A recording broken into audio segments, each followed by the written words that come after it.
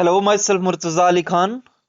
आज हम समझेंगे पब्लिक सेफ्टी एक्ट 1978 के बारे में। ये पब्लिक सेफ्टी एक्ट जो है वो क्यों न्यूज़ में है। तो रिसेंटली आपने ये सुना होगा कि जम्मू कश्मीर के अंदर एक चुने हुए नुमाइंदे जिनके ऊपर पीएसए लगा है, मिराजुद्दीन मलिक, जो डोडा कंस्टिट्यूंसी के चुने हुए नुमाइंदे हैं, एमएलए हैं, आम आदमी पार्टी से उनका ताल्लुक है। और ये जो पीएसए है उनके ऊपर ये कानून जो है वो लगाया गया है।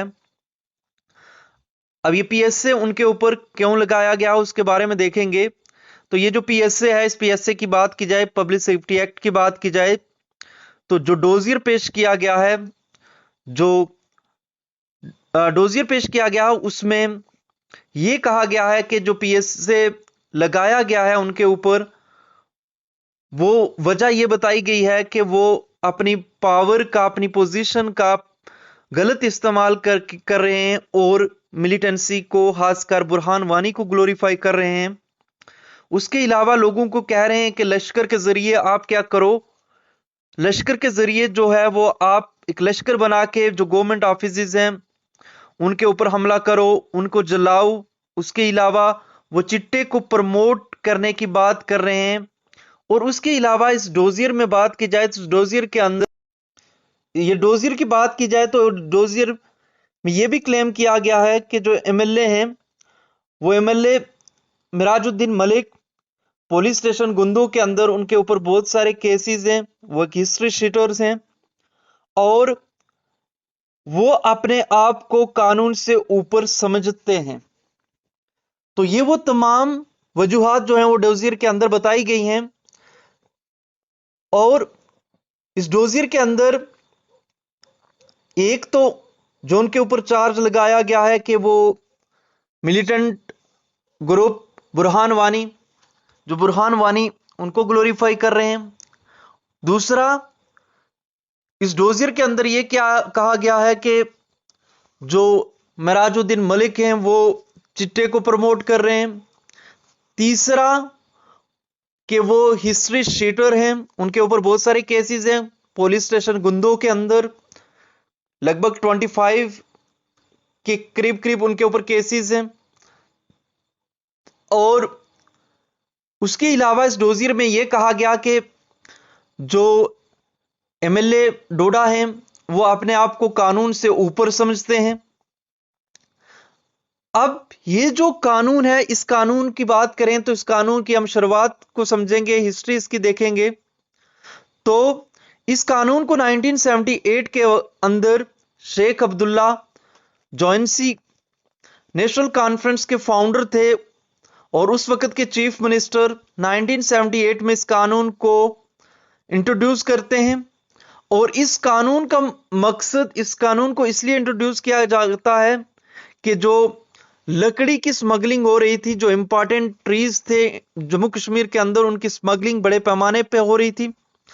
उस स्मगलिंग को रोकने के लिए जम्मू कश्मीर के अंदर इस कानून को नाफिज किया गया।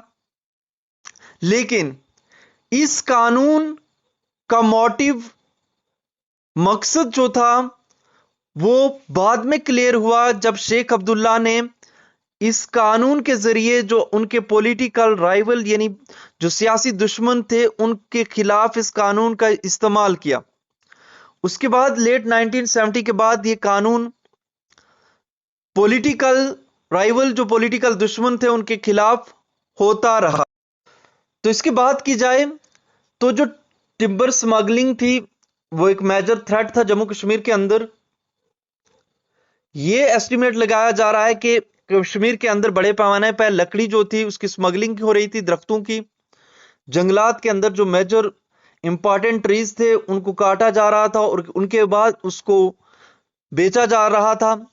तो यह एस्टिमेट लगाया जा रहा था कि हजारों की तादाद में दरख्त काटे जा रहे हैं और जो बहुत ज्यादा इनसे पैसे कमाए जा रहे हैं स्मगलिंग के जरिए। बहुत सारी फैमिलीज इसके अंदर इन्वॉल्व थी, ब्यूरोक्रेट्स, मिनिस्टर इन्वॉल्व होते थे।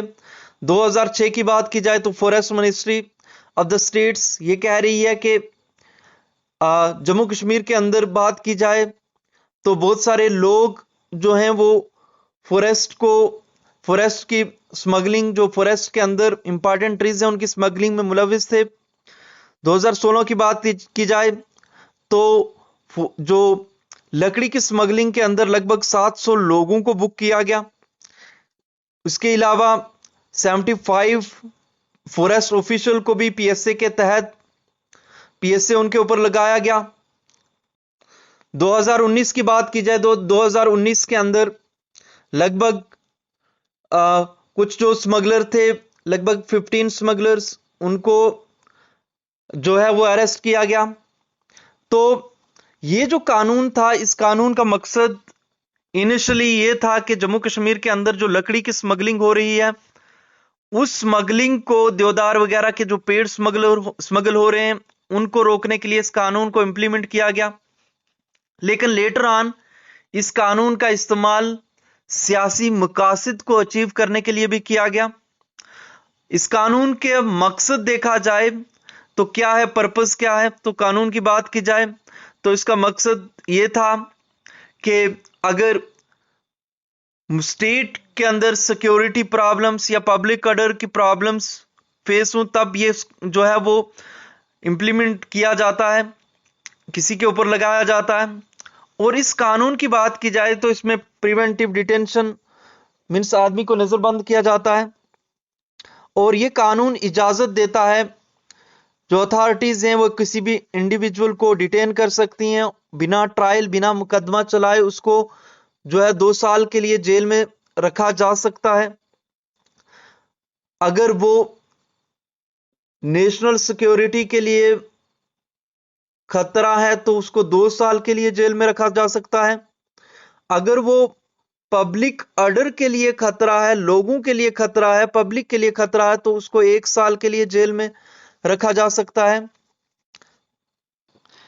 अब इसके की एस्पेक्ट है, उनकी बात की जाए तो की एस्पेक्ट क्या क्या है इस कानून के। तो इस कानून के की एस्पेक्ट की बात की जाए तो जो सेक्शन 8 है इस कानून का, वो ये कहता है कि कोई अगर पब्लिक के लिए कोई आदमी खतरा है या फिर स्टेट की सिक्योरिटी के लिए कोई आदमी खतरा है, यानी स्टेट की जो सिक्योरिटी है वो किसी आदमी के बाहर होने से जो है वो खतरे में पड़ सकती है, या पब्लिक लोगों के लिए वो खतरा हो सकता है वो आदमी, तो जो डिस्ट्रिक्ट मैजिस्ट्रेट है, डीएम या फिर डिविजनल कमिश्नर, डीसी वगैरह हो गए, उनके पास पावर है कि वो पुलिस रिपोर्ट और इंटेलिजेंस रिपोर्ट के मुताबिक उस आदमी के ऊपर पीएसए लगा सकते हैं। तो इस पीएसए की बात की जाए तो मैक्सिमम जो डिटेंशन का पीरियड है वो लगभग 2 साल है।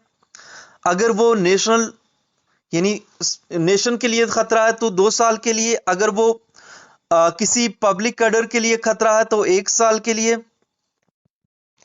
इस कानून की बात की जाए तो जो डिटेनी है, यानी जिस आदमी को डिटेन किया गया, नजरबंद किया जा रहा है, जरूरी नहीं है उसके ऊपर एफआईआर लगाई जाए, और विदाउट ट्रायल उसको जो है वो क्या किया जा सकता है, जेल में रखा जा सकता है, और बिना एविडेंस बताए हुए उसको जेल में रखा जा सकता है।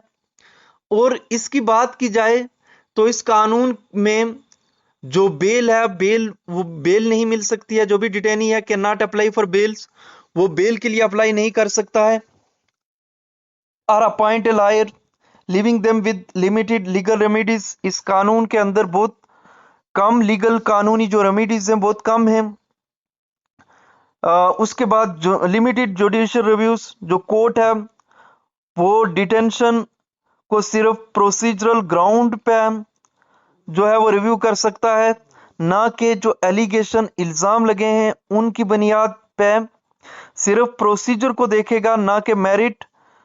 जो एलिगेशन लगे हैं उनका मेरिट क्या है, क्या वो सही है या गलत है, उन मेरिट्स को जो है वो नहीं जांच सकते, वो सिर्फ प्रोसीजर को जांच सकते हैं।